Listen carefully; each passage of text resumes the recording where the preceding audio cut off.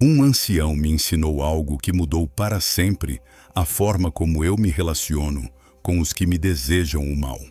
Não foi em uma sala de aula. Não foi em nenhum livro que você poderia encontrar em uma livraria comum.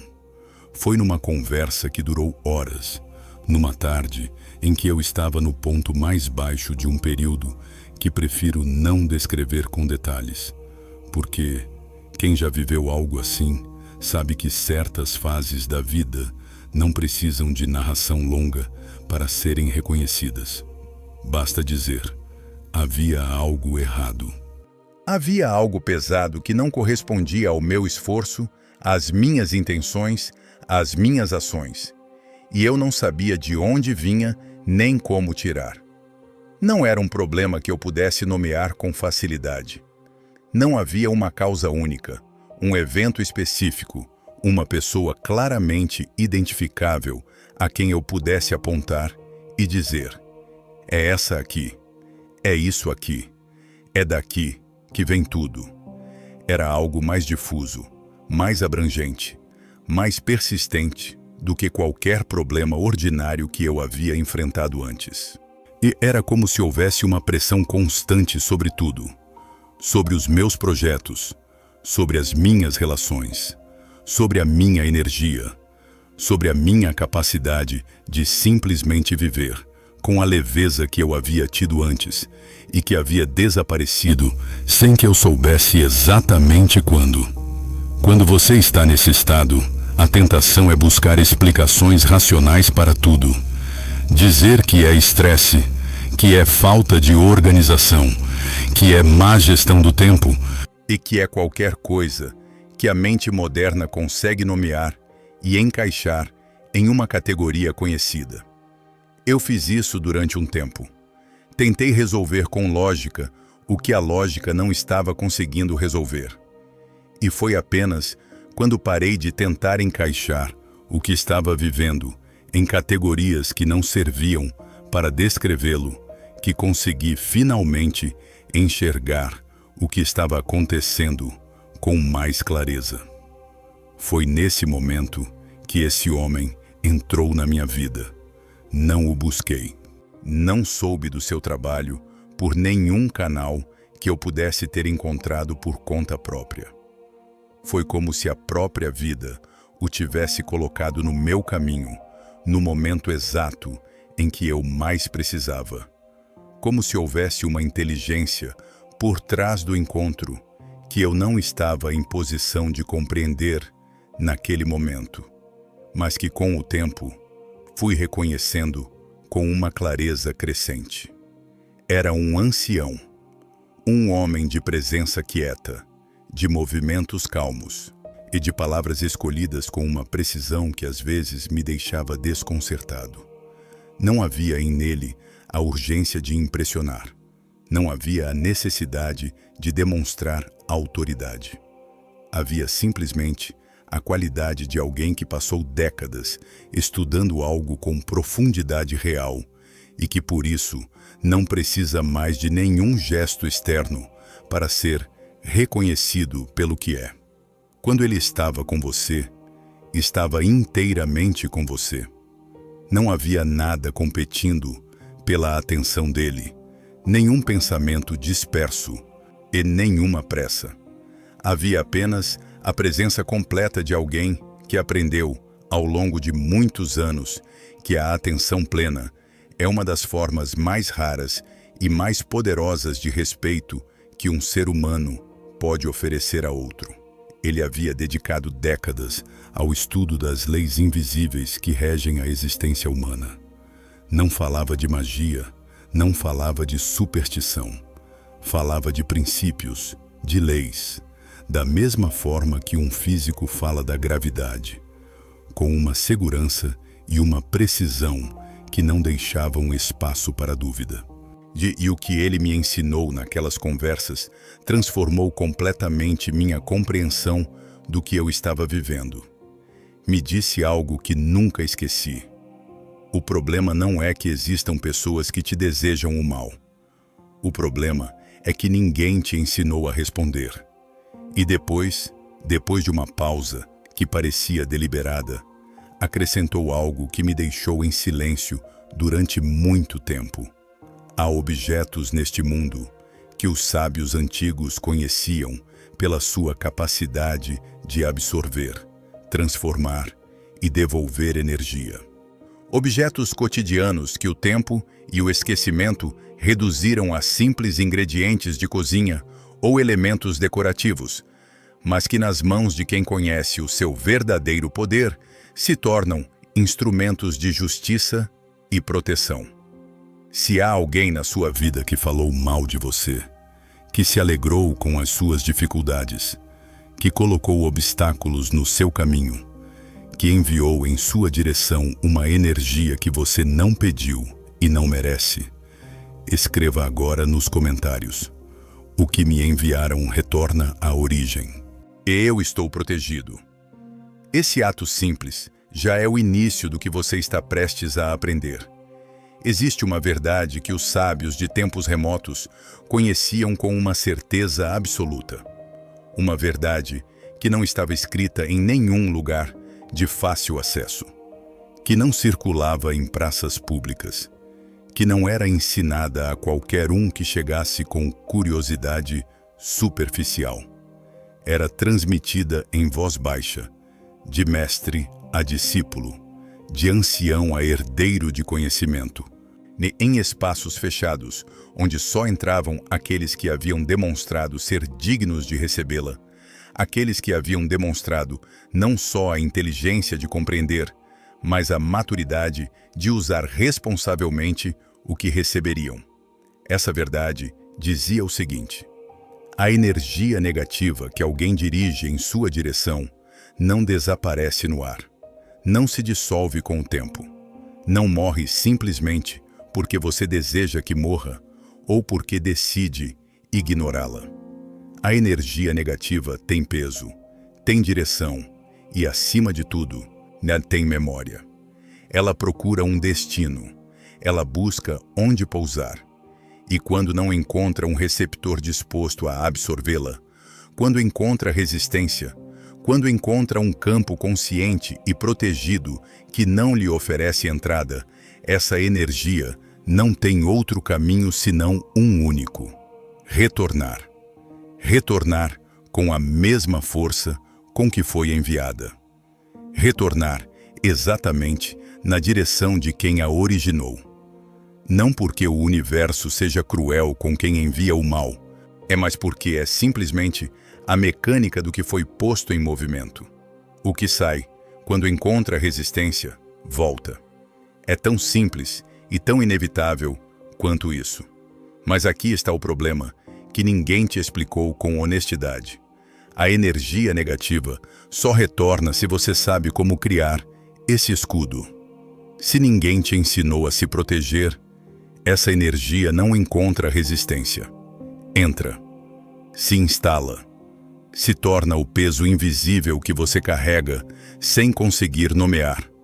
Aquele cansaço que não tem explicação óbvia. Olha aquela sensação de que o vento está sempre contrário. Aquela impressão persistente de que algo ou alguém está travando o seu caminho sem que você consiga identificar claramente de onde vem essa trava. A maioria das pessoas vive anos inteiros, às vezes décadas inteiras, carregando esse peso sem saber de onde ele vem nem como tirá-lo. Buscam respostas em lugares que não as têm. Tentam resolver com lógica o que a lógica não alcança. E atribuem a si mesmos falhas e limitações que na verdade não são suas, que foram instaladas por intenções alheias que encontraram um campo sem defesa. Eu vivi isso. Durante aquele período que já mencionei, tudo parecia ir contra mim de forma simultânea. Não era um problema isolado, não era uma sequência de azar comum que qualquer pessoa encontra em algum momento da vida. Era algo mais profundo, mais constante, mais exaustivo, e oportunidades apareciam e se fechavam antes que eu pudesse aproveitá-las. Pessoas em quem eu confiava agiam de formas que eu não conseguia compreender. Havia um cansaço que não correspondia ao meu nível de atividade, uma fadiga que não desaparecia com o descanso, que estava lá pela manhã da mesma forma que havia estado lá à noite. E no centro de tudo isso, embora me custasse admitir, havia uma certeza que ia crescendo devagar, mas que não conseguia mais ignorar. Alguém, ou mais de um, de consciente ou inconscientemente, estava enviando em minha direção algo que eu não podia ver, mas que sim podia sentir com uma precisão que aumentava a cada semana. Não estou falando de superstição. Não estou falando de medos irracionais ou de imaginação fértil, buscando explicações onde não há nenhuma.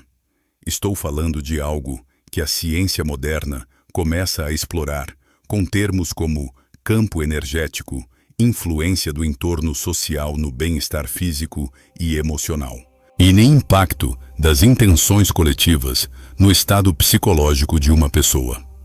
Os sábios da antiguidade não tinham esses termos, mas conheciam a realidade com uma precisão que nos surpreende quando a estudamos com atenção real, quando paramos de descartá-la como primitivismo e começamos a examiná-la pelo que é.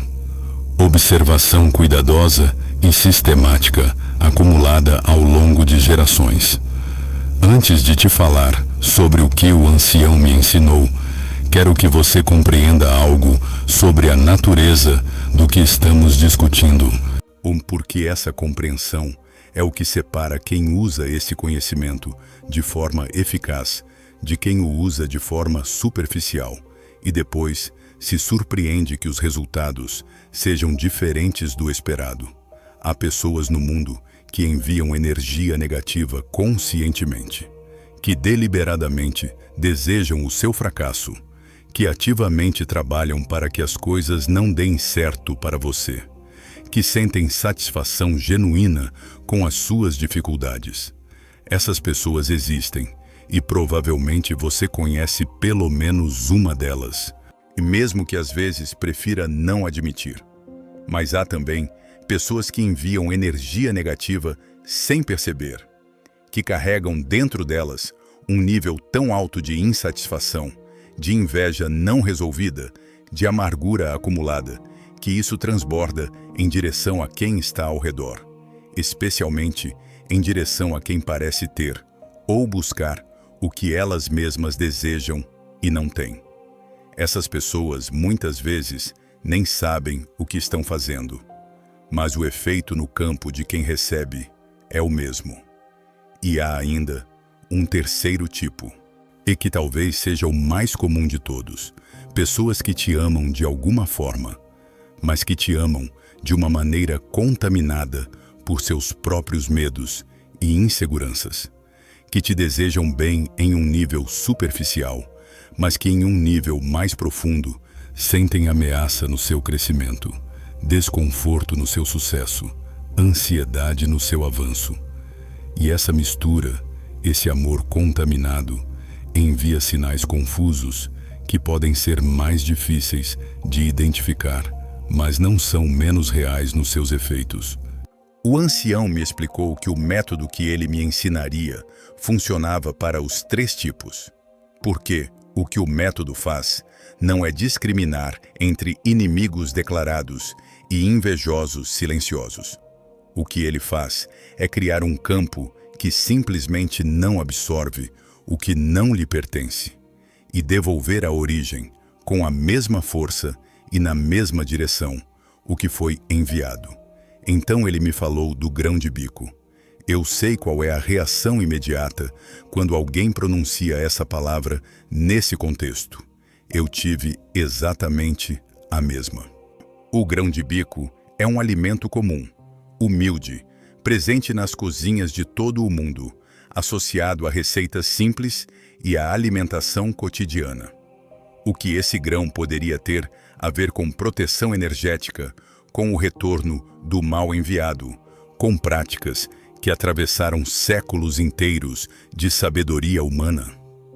A resposta que o ancião me deu foi tão estruturada, tão fundamentada em razões que se encaixam com precisão, que vou compartilhá-la com você da forma mais fiel que consigo. O grão de bico não foi sempre um simples alimento. Em tradições de conhecimento antigo, que abrangiam desde o Mediterrâneo até o Oriente Médio, desde as comunidades de mestres hebraicos até os sábios das antigas civilizações agrícolas, desde os conhecedores das práticas de proteção do norte da África até os guardiões do conhecimento esotérico do sul da Europa. O grão de bico ocupava um lugar que ia muito além da nutrição. Era um símbolo, era um instrumento, e para quem conhecia sua natureza profunda, uma das ferramentas mais eficazes para trabalhar com a energia de forma prática, acessível e direta. E há razões precisas para isso. Não é escolha arbitrária. Não é tradição que persiste por inércia cultural. É reconhecimento de propriedades reais. A primeira razão é a forma. O grão de bico é redondo, fechado, completo em si mesmo.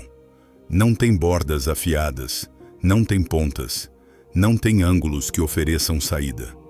É quase uma esfera perfeita, e uma forma que em praticamente todas as tradições de sabedoria antiga do mundo foi reconhecida como símbolo de contenção, de completude, de uma estrutura que não deixa escapar o que foi colocado dentro dela.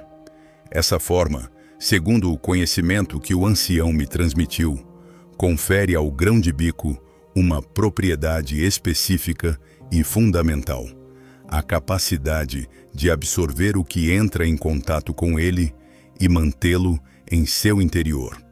Os sábios diziam que assim como o grão de bico absorve a água quando colocado de molho, expandindo, incorporando, retendo, assim também absorve a energia do entorno quando carregado com intenção consciente. A forma circular, fechada, sem ângulos de saída, é a forma de algo que guarda o que recebe, que não deixa escapar o que foi capturado. A segunda razão é a dureza. O grão de bico seco não cede facilmente.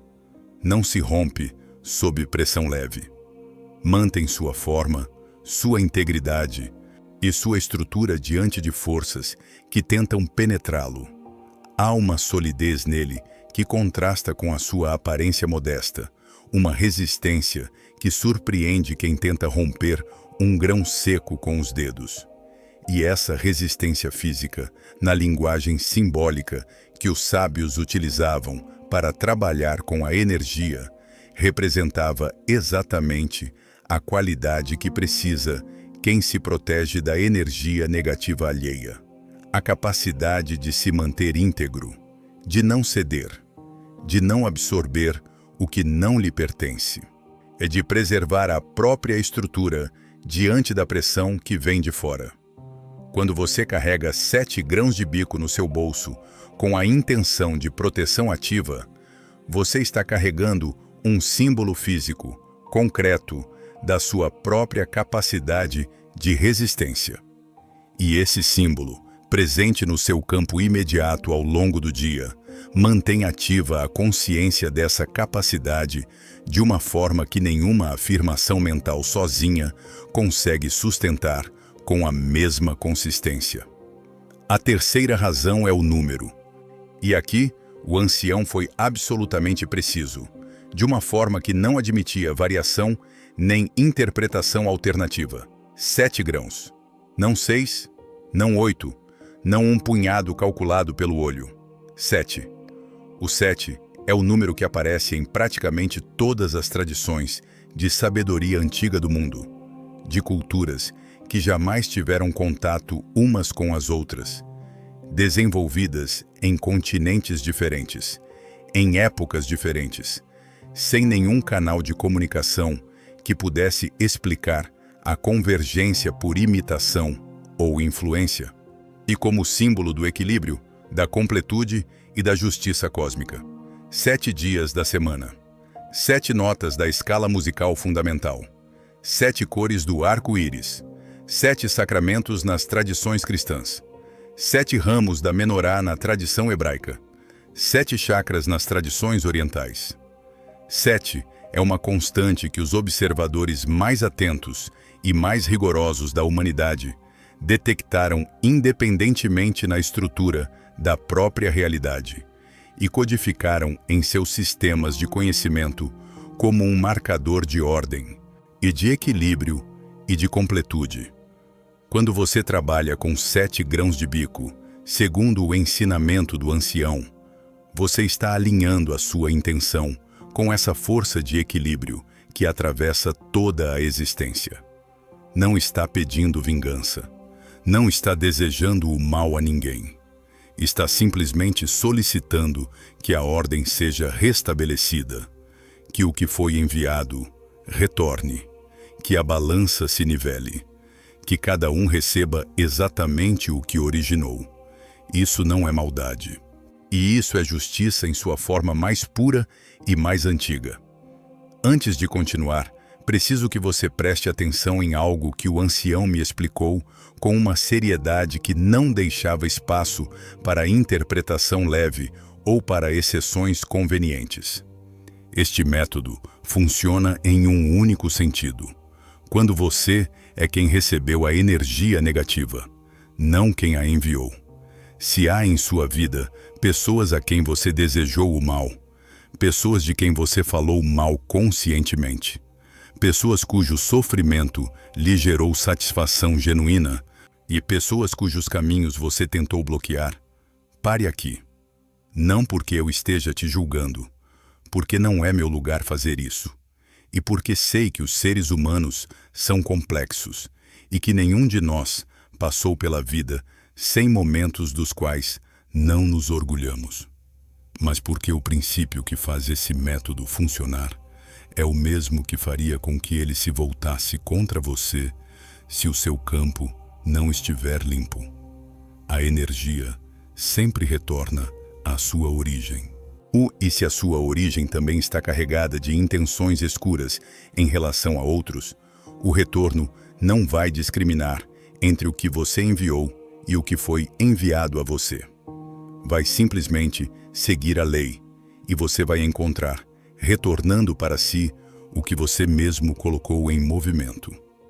Mas se você é quem sofreu a injustiça, se você é quem recebeu a inveja sem provocar, a má vontade sem merecer, as palavras envenenadas sem ter feito por onde, e os obstáculos no caminho colocados por mãos alheias que não suportavam ver você avançar, se você pode dizer com honestidade real, não a honestidade fácil que todos reivindicamos, mas a honestidade que resiste ao exame interno mais rigoroso, que agiu de boa fé e que ainda assim encontrou malícia, resistência ou dano vindo de outros, então esse método foi feito exatamente para você. Tome um momento agora para reconhecer quem é essa pessoa ou quem são essas pessoas na sua vida. E não precisa nomeá-las em voz alta. Não precisa entrar no detalhe doloroso das memórias. Não precisa reviver o que doeu. Não precisa se colocar de volta no centro do que foi difícil. Simplesmente reconheça. Permita-se saber, com a clareza tranquila de quem não precisa mais provar nada a ninguém. De quem já passou da necessidade de convencer e chegou simplesmente ao reconhecimento sóbrio dos fatos, que existe alguém no seu entorno, presente ou passado, e que dirigiu em sua direção uma energia que não te corresponde, que não merece, que não pediu. Essa clareza, esse reconhecimento simples e sem drama do que aconteceu, é o primeiro ingrediente do método. Não a raiva, não o ressentimento, não o desejo de ver aquela pessoa sofrer. A clareza, a descrição fria e honesta do que foi. Isso e nada mais. Agora vou te guiar pelo método passo a passo, com a mesma precisão e a mesma solenidade com que o ancião Mo transmitiu. e sem omitir nada que seja importante, sem simplificar o que precisa ser compreendido em sua profundidade. Primeiro passo: os grãos. Você vai precisar de 7 grãos de bico secos, não cozidos, não enlatados, não processados de nenhuma forma, não temperados, não preparados de nenhuma maneira que altere o estado natural em que foram colhidos. Grãos de bico secos, crus, exatamente como eram conhecidos por quem desenvolveu esse método há séculos, e em um tempo em que as pessoas ainda sabiam ouvir a linguagem que os elementos naturais falam para quem tem a paciência e a atenção de escutar. Você pode encontrá-los em qualquer mercado, em qualquer loja de alimentos, em praticamente qualquer lugar onde se vendam leguminosas. São baratos, são comuns, são acessíveis a qualquer pessoa, independentemente de recursos ou de circunstâncias. E essa acessibilidade não é acidental. Os sábios que desenvolveram esse conhecimento o construíram de uma forma que qualquer pessoa, em qualquer situação, pudesse acessá-lo. O método que funciona de verdade não depende de ingredientes raros que apenas os privilegiados conseguem. Depende da intenção de quem o usa. E a intenção não tem preço de mercado. Separe exatamente 7 grãos. Coloque-os à sua frente.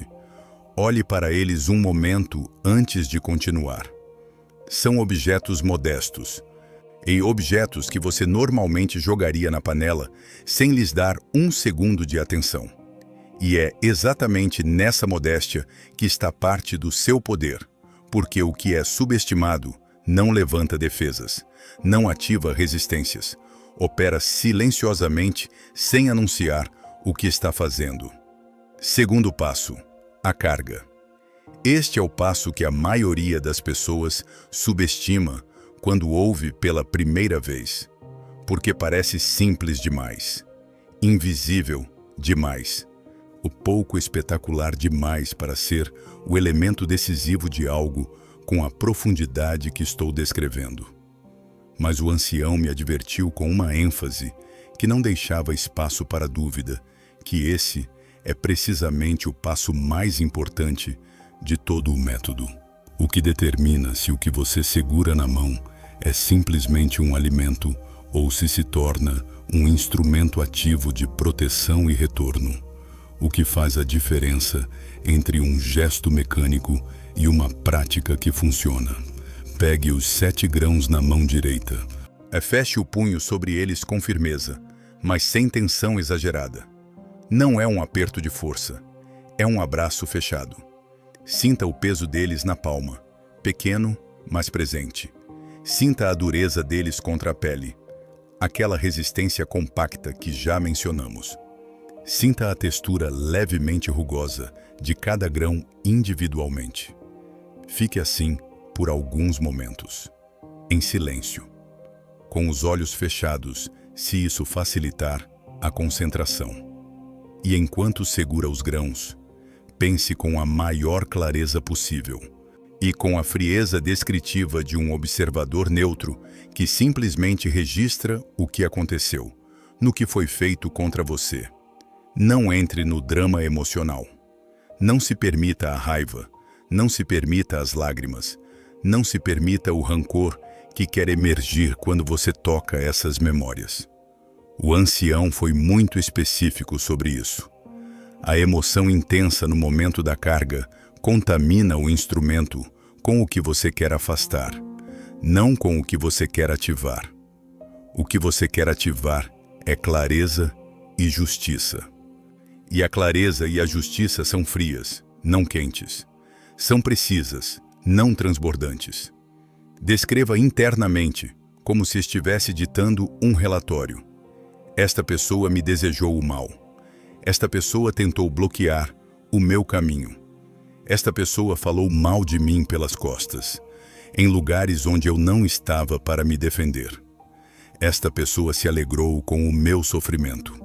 Esta pessoa enviou em minha direção uma energia que não pedi, que não merecia e que não vou mais carregar.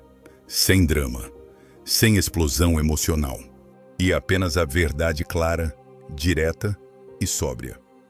Enquanto sustenta essa clareza, com os grãos ainda no punho fechado, sussurre em voz muito baixa, quase para si mesmo, quase como se as palavras fossem para os grãos e não para o mundo ao redor.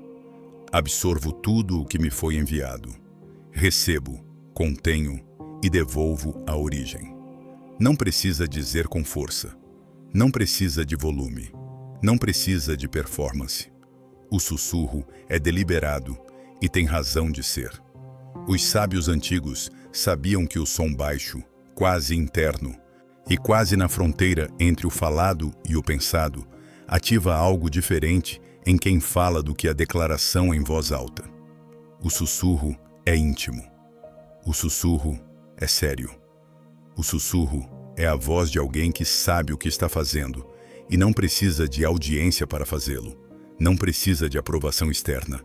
Não precisa de testemunhas, porque a única testemunha que importa nesse momento é você mesmo.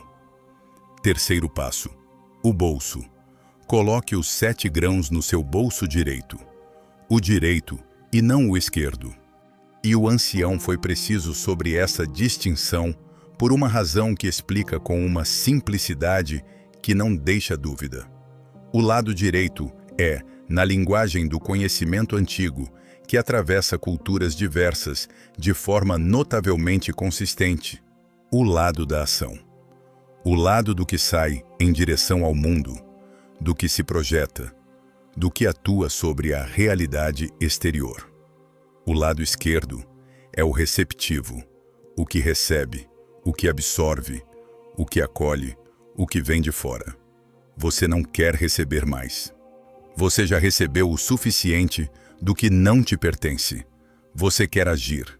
Você quer que o que esteve vindo em sua direção, o que você carregou por tempo demais, sem saber como devolver, agora saia de você transformado, devolvido, redirecionado, com precisão à sua origem. O bolso direito é o canal correto para essa intenção. Se a roupa que você está usando não tem bolso direito, ou se por qualquer razão não for possível usar o bolso, coloque os grãos em um pequeno saquinho de tecido natural, ou de preferência de cor escura, e carregue-o junto ao seu corpo no lado direito. O que importa é o contato, a proximidade constante, a presença dos grãos no seu campo físico imediato ao longo do dia. Quarto passo: a reativação ao longo do dia. Este passo é provavelmente o mais sutil de todos os que compõem o método.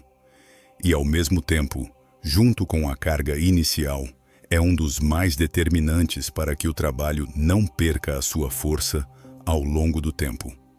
Ao longo do dia, nas suas atividades normais. Sem alterar a sua rotina, sem criar pausas rituais que outros possam perceber e sobre as quais você teria que dar explicações.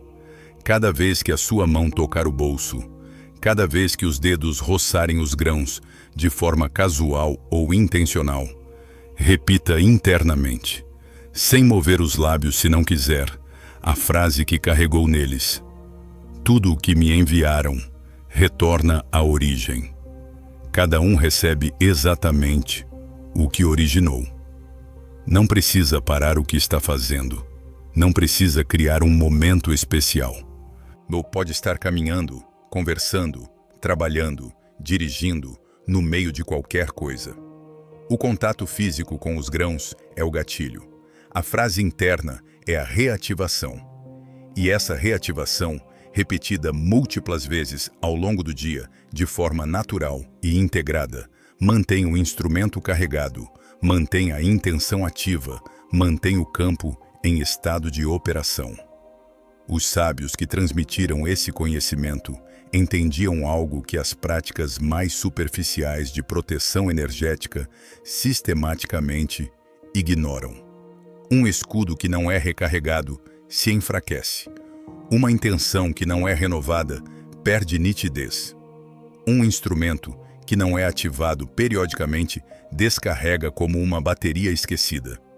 E a forma de manter o método ativo não é realizar rituais elaborados várias vezes por dia, algo que seria impraticável para qualquer pessoa com uma vida normal. É exatamente isso que o ancião me ensinou. O contato consciente e breve com o instrumento físico ao longo do dia, natural, espontâneo e integrado na vida cotidiana sem interrompê-la, sem exigir que você pare tudo para fazer algo especial que outros possam notar. É simples, é discreto, é eficaz exatamente por essas razões. Agora quero que você compreenda o que acontece nos dias que se seguem à ativação do método, porque essa compreensão é parte essencial do processo. Não é suficiente fazer o ritual e esperar passivamente. É necessário observar, com a mesma clareza fria com que carregou os grãos no início, e os sinais de que algo está se movendo. O que o ancião me explicou, e o que eu mesmo pude verificar na minha própria experiência e na experiência de muitas pessoas a quem transmiti esse conhecimento ao longo dos anos, é que as mudanças raramente ocorrem de forma dramática e imediata. Você não vai ver o seu inimigo cair fulminado. Não vai receber sinais grandiosos do céu. Não haverá um momento de revelação cinematográfica em que tudo, de repente, se resolve de forma espetacular e definitiva. O que vai acontecer será mais sutil, mais gradual e, por essa mesma razão, por essa qualidade de ser construído lentamente sobre fundações sólidas, mais definitivo do que qualquer resolução rápida e dramática jamais poderia ser. As pessoas que têm estado enviando energia negativa em sua direção começarão a experimentar interferências nos próprios planos. Não necessariamente desastres, não necessariamente grandes infortúnios que você vai poder identificar claramente como consequência do que colocou em movimento. Simplesmente, a fluidez que acreditavam ter vai começar a diminuir. As coisas que esperavam que acontecessem de determinada forma começarão a não acontecer exatamente assim.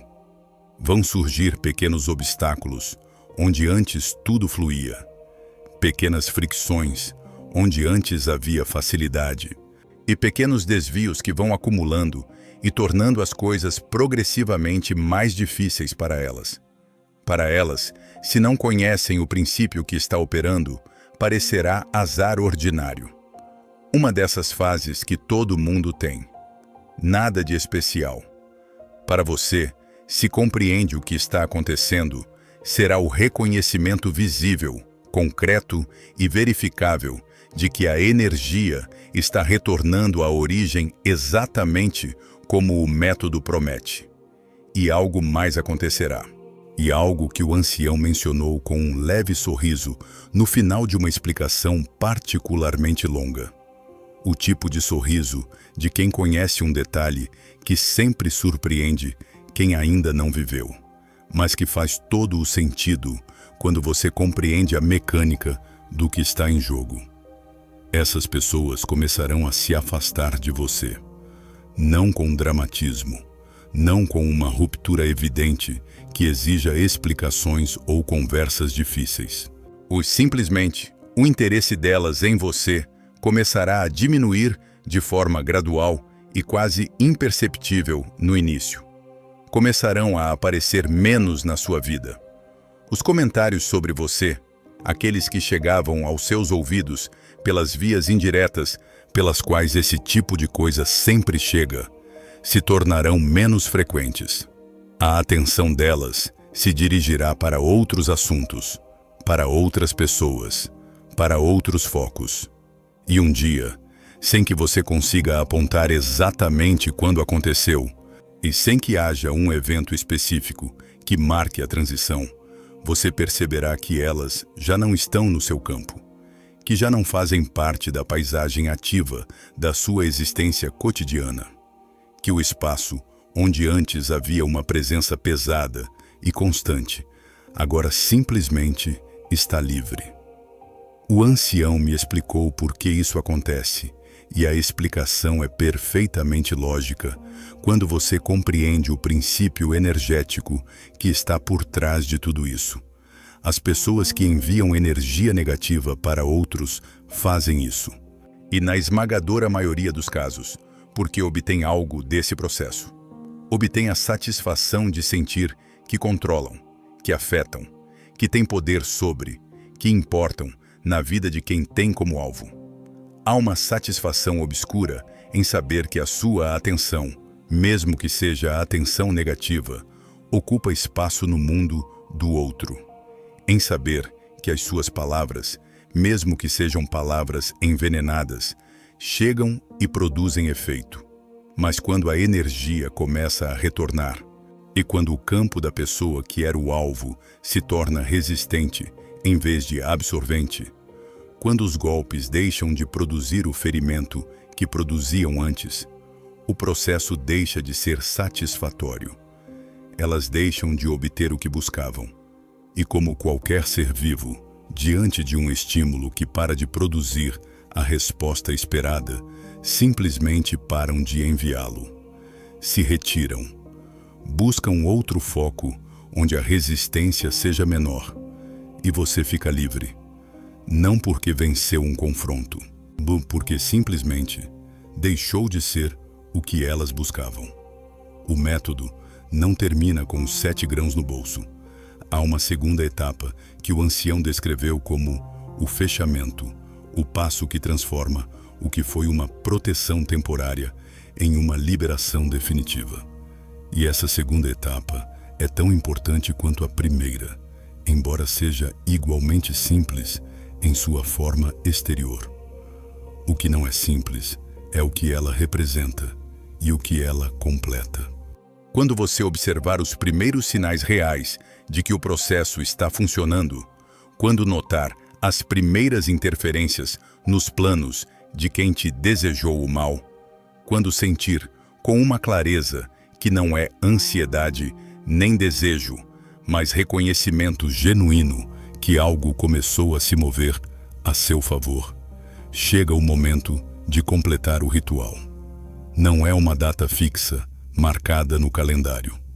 Não é o 7º dia, não é o 10º, não é nenhum número predeterminado que valha independentemente do que você está vivendo.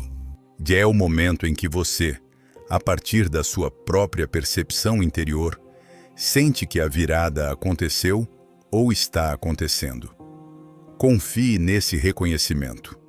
Os sábios que desenvolveram esse conhecimento sabiam que a inteligência interior de quem pratica não é um detalhe secundário do método.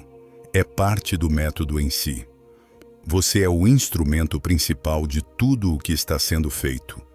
E a sua percepção afinada é tão importante quanto qualquer elemento físico que você usa. E escolha um momento de solidão para completar o ritual.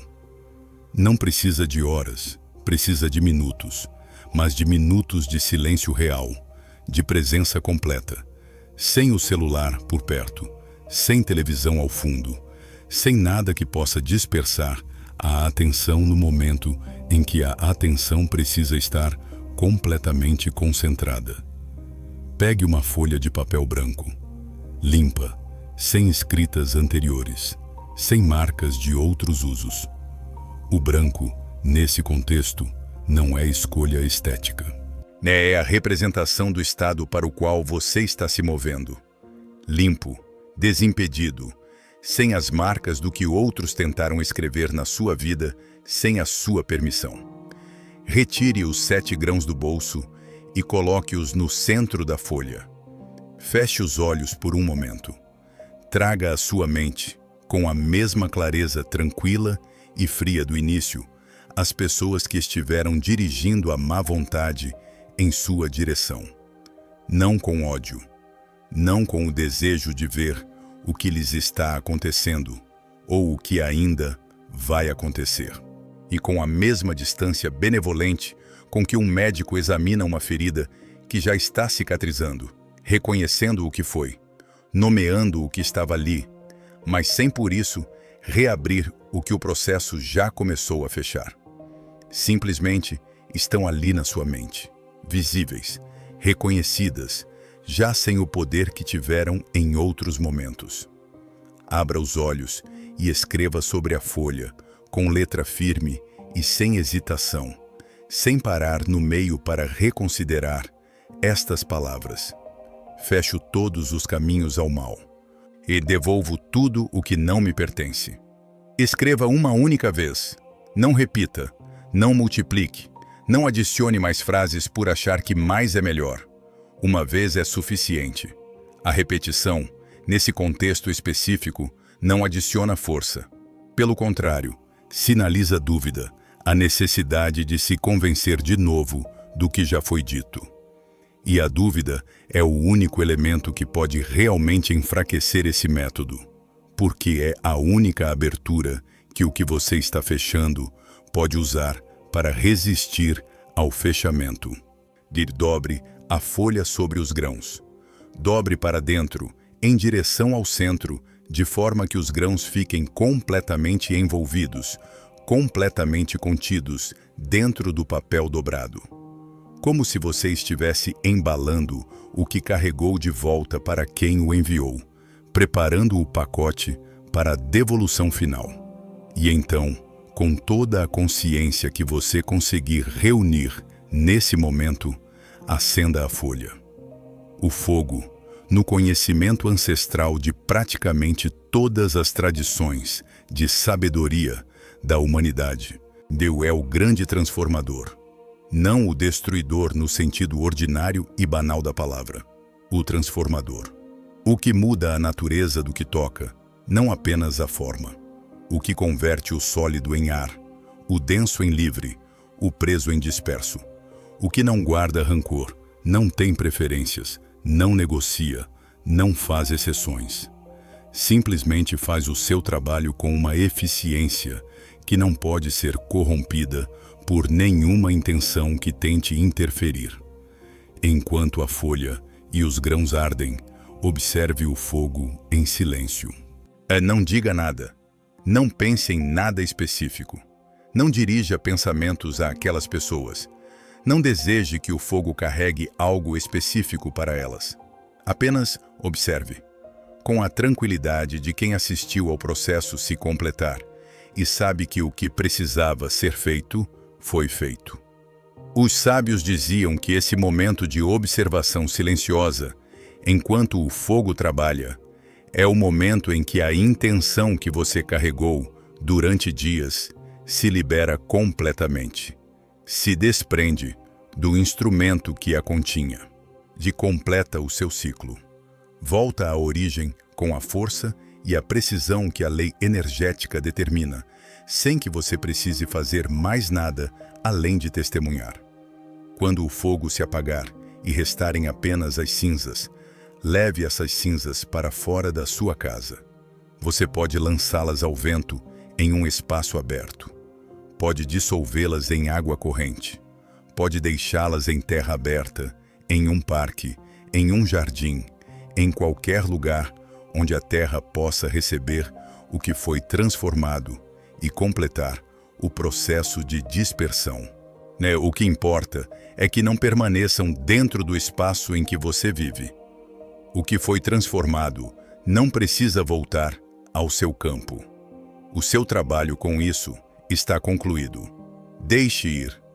Quando as cinzas se foram, quando o papel não existe mais, quando os grãos cumpriram a função para a qual foram carregados e ativados, algo acontecerá que é difícil de preparar completamente com palavras, porque é uma experiência que precisa ser vivida para ser compreendida em sua dimensão real. Você sentirá um alívio, e não um alívio eufórico, não uma explosão de alegria ou de triunfo, um alívio tranquilo, quieto, profundo, como quando depois de um dia de carga física intensa, de carregar peso por horas, você finalmente pode sentar, soltar o peso, deixar os músculos descansarem. O corpo reconhece antes que a mente processe. Os ombros descem um pouco. A respiração se aprofunda sem que você precise pedir a ela. O ar ao redor parece ter uma qualidade diferente. Não porque o ar mudou, mas porque você mudou a forma como o recebe. Esse é o momento que o ancião descreveu com uma precisão que nunca esqueci. Você sabe que terminou quando já não precisa saber o que está acontecendo com eles. E ele tinha razão. Quando o ritual se completa de verdade, com a compreensão e a intenção corretas, o interesse nas pessoas que te desejaram o mal, no que está lhes acontecendo, se estão sofrendo, se a energia retornou da forma que deveria, simplesmente desaparece. Não porque você se forçou a não se importar, mas porque genuinamente já não importa. O ciclo se fechou. A conta está saldada e você pode voltar, com uma leveza que talvez não sentia há muito tempo, a viver a sua própria vida. Há algo que o ancião me ensinou sobre a proteção sustentada, sobre o que vem depois do ritual, que considero tão importante quanto tudo o que já descrevi, e que muitas pessoas que buscam proteção ignoram completamente porque estão focadas em resolver a ameaça imediata sem pensar em construir algo mais duradouro. Proteger-se não significa apenas lidar com as ameaças que já existem e que você já identificou. Significa também construir um campo que dificulte que novas ameaças encontrem entrada. O ancião me explicou que quem conhecia profundamente esse método não usava os grãos apenas em momentos de crise, quando a situação já estava grave e urgente, e os mantinha como parte permanente do seu ambiente cotidiano. Um pequeno recipiente com grãos de bico secos em um espaço visível da casa, segundo o ensinamento que ele me transmitiu, com uma insistência que deixava claro que considerava isso importante, atua como um campo de absorção e de lembrete constante. Não porque os grãos tenham poderes mágicos autônomos que operam independentemente de quem está presente, mas porque a sua presença visível e consciente para quem habita o espaço mantém ativa a intenção de proteção. E uma intenção ativa, renovada constantemente, de forma tão simples e discreta quanto um olhar casual para um recipiente na prateleira, cria no campo de quem a sustenta uma qualidade de alerta tranquila que as energias negativas encontram difícil de penetrar. Não estou falando de magia no sentido que a palavra normalmente evoca. Estou falando de algo que qualquer psicólogo com formação sólida reconheceria em termos diferentes. O poder dos lembretes físicos de decisões internas que foram tomadas. Quando você vê os grãos, a mente recorda a decisão. A decisão renovada cria um estado. E o estado, mantido de forma consistente ao longo do tempo, torna-se uma qualidade permanente do seu campo. Mas há algo ainda mais fundamental. O mais fundamental de tudo, na verdade, no que o ancião me ensinou sobre proteção duradoura. E ele me disse isso com a tranquilidade de quem guarda a informação mais importante para o final, quando o terreno já foi preparado para recebê-la sem distorções. A energia negativa alheia só consegue se ancorar no seu campo se existe em você um ponto de entrada que a recebe. A inveja dos outros te afeta na medida em que você mesmo abriga dúvidas sobre o seu valor. A má vontade dos outros te bloqueia na medida em que você mesmo tem medo de avançar. As palavras envenenadas dos outros te machucam na medida em que uma parte de você, por menor que seja, as acredita. Isso não é um julgamento. É simplesmente a mecânica do fenômeno, descrita com a honestidade que o ancião sempre manteve em tudo que me ensinou. A honestidade de quem não está interessado em fazer você se sentir bem no curto prazo, mas em te dar ferramentas que funcionam de verdade no longo prazo. A forma mais definitiva de se proteger da energia negativa alheia é fechar os pontos de entrada no seu próprio interior. Fortalecer a certeza sobre quem você é e o que você vale. Nutrir a confiança que não depende da aprovação dos outros para existir. Reduzir as zonas de sombra onde a dúvida e o medo criam aberturas que deveriam estar fechadas. E o ancião me disse como se faz isso de uma forma que não exige técnicas complicadas, nem práticas que tomam horas do dia. Toda manhã, antes de sair para o mundo, tome alguns minutos para reconhecer, com honestidade real, algo que você fez bem. Não uma conquista espetacular, não uma vitória que outros possam admirar. Algo pequeno e real. Um gesto de honestidade quando mentir teria sido mais fácil. Uma decisão difícil, tomada com integridade, quando a saída fácil estava disponível. Um momento de paciência, quando a impaciência teria sido a reação natural. Um ato de gentileza que você não precisava ter tido. Reconheça isso. Nomeie internamente, sem exagero, sem transformar em algo maior do que foi, mas também sem minimizar, sem o reflexo de desvalorizar o que foi genuinamente bom só porque parece pequeno. Isso, me disse o ancião, é o que ele chamava de alimentar o campo interior. E um campo interior bem alimentado é naturalmente resistente ao que tenta entrar vindo de fora, porque não há abertura suficiente por onde o mal consiga passar. E deixa eu te dizer algo que o ancião guardou para o final de tudo que me ensinou. Algo que ficou guardado em mim durante anos, como a parte mais essencial de toda aquela transmissão.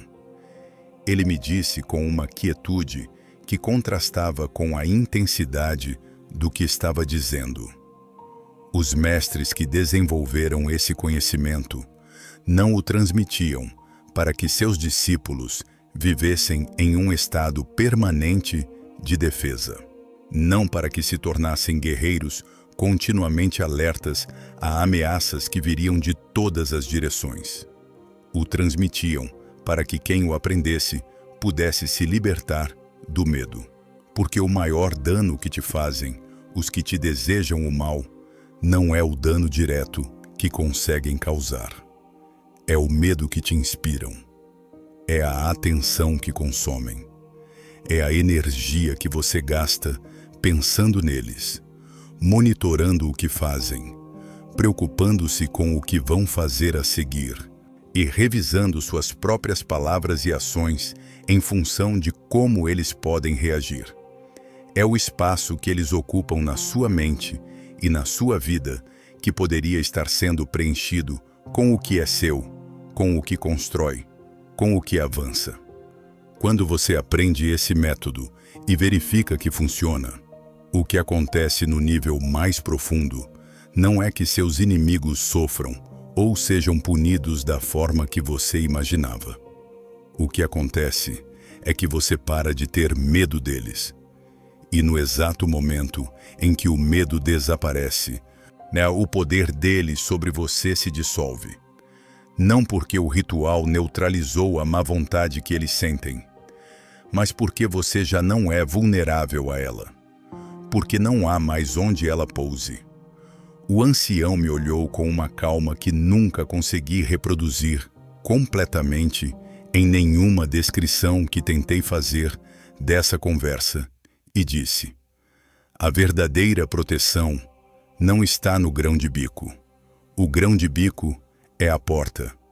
A verdadeira proteção está no momento em que você compreende que ninguém tem poder sobre você que você mesmo não lhe tenha concedido primeiro.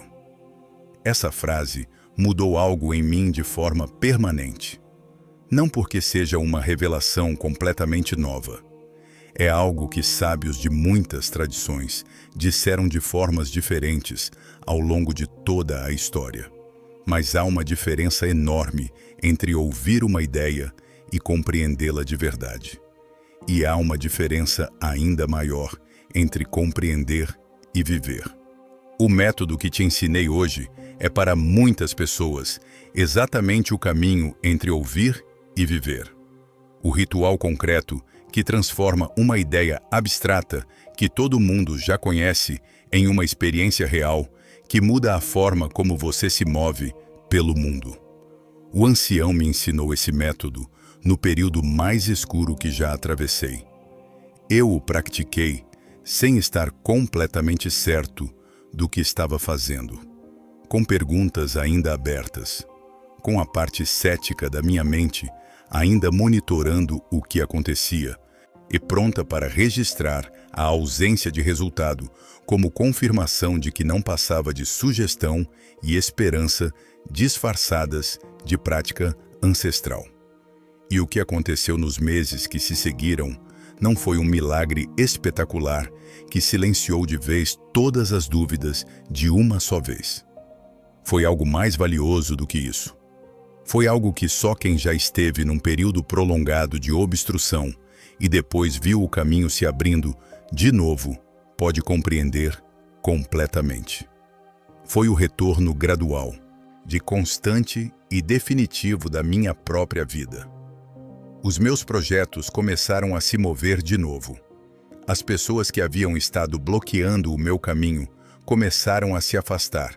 Algumas com algum drama no início, a maioria simplesmente desaparecendo da paisagem cotidiana, sem que houvesse um momento de ruptura identificável. O cansaço que me havia acompanhado por tanto tempo começou a ceder.